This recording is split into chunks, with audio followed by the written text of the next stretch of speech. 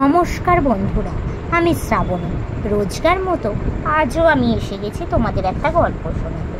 আমার এই চ্যানেলটিতে আমি তোমাদের রোজ বিভিন্ন ধরনের ছোট গল্প শোনাবার চেষ্টা করি।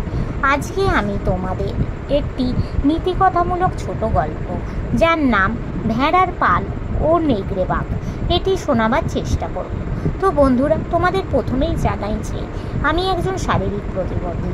নিজের প্রতিবন্ধকতাকে দূরে সরিয়ে নিজের পরিচয় তৈরি করার লক্ষ্যেই তোমাদের এই গল্প শোনানোর কাজটা শুরু করেছি। তোমাদের সাহায্য ও সাপোর্ট পেলে তবেই আমি এই কাজে সফল হতে পারবো। তো বন্ধুরা, তোমাদের রিকোয়েস্ট করছি, তোমরা প্লিজ আমার বলা গল্পগুলো স্কিপ না করে গিয়ে পুরোটা শোনো। আমার চ্যানেলটা সাবস্ক্রাইব করো, লাইক করো, কমেন্ট করো ও একটু শেয়ার করে দাও। আর এখনও অবধি যেসব বন্ধুরা আমার চ্যানেলটা সাবস্ক্রাইব করেছো তাদেরকে অনেক অনেক ধন্যবাদ জানালাম। তো চলো তোমাদের আজকের গল্পটা শোনানো শুরু করে দিই। ভেড়ার পাল ও নেগড়ে বাঘ। একদা এক মাঠে অনেকগুলো ভেড়া চড়ে বেড়াতো, আর সেই ভেড়াদের পাহারা দিত কয়েকটা তেজি কুকুর। নেগড়েরা দূর থেকে দেখে কুকুরদের ভয়ে আর তাদের কাছে আসতে সাহস পেত না। মনে মনে বড় ক্ষোভ তাদের।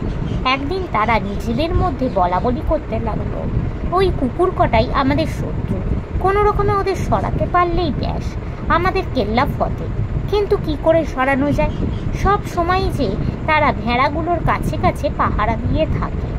নেগড়েদের মনে যখন এইরকম অবস্থা, তখন কয়েকটা ভেড়াকে একদল নেগড়ে একান্তে পেয়ে বলল, ভাই, তোমরা আমাদের থেকে অমন দূরে দূরে থাকো কেন বলো তো? আমরা তো তোমাদের সঙ্গে ভাব করতেই চাই, পারি না কেবল ওই শত্রু কুকুর কটার জন্য। ওরা আমাদের দেখলেই ঘেউ ঘেউ করে তেড়ে আসে, আর তা শুনলেই আমাদের দারুণ রাগ হয়। ওদের বিদায় করে দাও ভাইরা, তাহলেই দেখবে তোমাদের সঙ্গে আমাদের বন্ধুত্ব গড়ে উঠবে। ভেবে দেখো, তাদের সঙ্গে তোমাদের বন্ধুত্ব রাখা লাভে। ওরা আর কটি, ভালো করে দেখো আমাদের দল কত বড়। আমাদের অনুরোধ, তোমাদের জাত ভাইদের কাছে গিয়ে ভালো করে বুঝিয়ে বলো, দেখবে তারা বললেই বুঝবে। বোকা ভেড়াগুলো নেগড়েদের কথাই বলে কুকুরগুলোকে বিদায় করে দিল। এবার নেগড়েদের তো রাস্তা পরিষ্কার হয়ে গেল।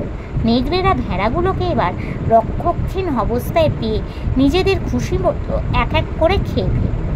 নীতিকথা: শত্রুর কথাই ভুলে কখনোই বন্ধুদের বিদায় করতে নেই, তাহলে নিজেদেরই ক্ষতি হয়। নমস্কার। তো বন্ধুরা, আজকের গল্পটা এখানেই শেষ হলো। যদি ভালো লাগে প্লিজ লাইক করো, কমেন্ট করো, আমার চ্যানেলটা সাবস্ক্রাইব করো ও শেয়ার করো। আজকের মতো আমি চললাম, আবার আমি কাল চেষ্টা করব এরকমই কোনো ছোট গল্প শোনানোর। আজকের মতো টাটা।